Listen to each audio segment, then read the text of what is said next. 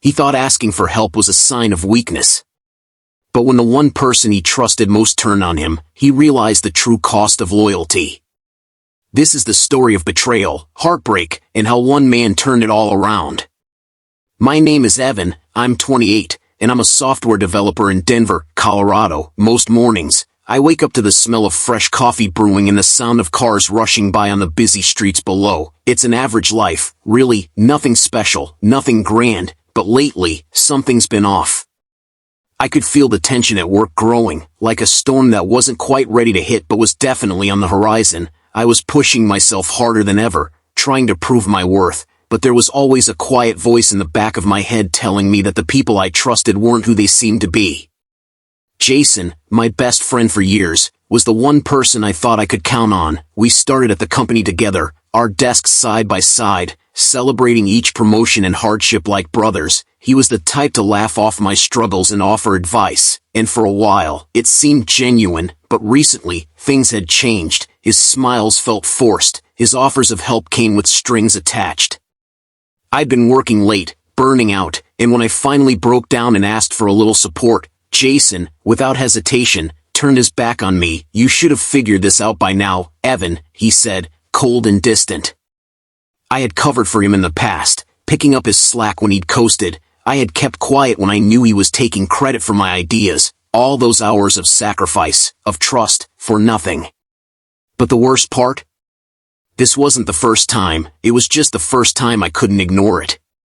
I had reached my breaking point, the weight of the workload, the endless demands from upper management, and the isolation at my desk were too much. I turned to Jason for help, just one more time, my voice barely a whisper. His response hit me like a slap across the face. "Figure it out yourself, I've got my own problems." I froze, my heart sank, the betrayal was sharp, cutting through the years of loyalty like a knife. It was clear now, Jason was no longer my friend.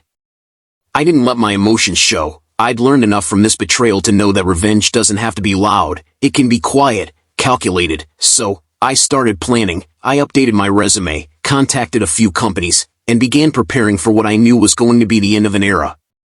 Jason had no idea what was coming, and I wasn't about to give him the satisfaction of seeing me struggle. A few days later, Jason started calling and texting, his messages frantic, his tone desperate. "Evan, don't do this, we can work this out, you know I didn't mean it." But I stayed silent. Every text he sent only confirmed how little he understood the situation. I could feel the panic in his words, but I remained composed. He thought he could break me with a few harsh words. He was wrong. Then came the twist. The company offered me a position at a competitor, a role that would not only pay better but finally recognized my worth. The deal? It would mean Jason's downfall. The day I walked into the office to sign the offer, Jason's face went pale. He had no idea that his careless behavior had cost him everything. As I walked past him, I could feel the weight of the victory. It wasn't about revenge, it was about reclaiming my dignity. Jason was quickly escorted out of the company. Word spread fast about his unethical actions. No one in the office could believe how far he'd gone to betray a friend. As I reflected on everything, I realized the most powerful revenge is moving forward with grace. Letting go is the true sign of strength. Standing by my window that evening, looking out at the city, I felt a peace I hadn't known in years. Sometimes the hardest thing to do is walk away. Have you ever been betrayed by someone close? Drop your thoughts in the comments below, and don't forget to subscribe for more real-life stories that hit hard.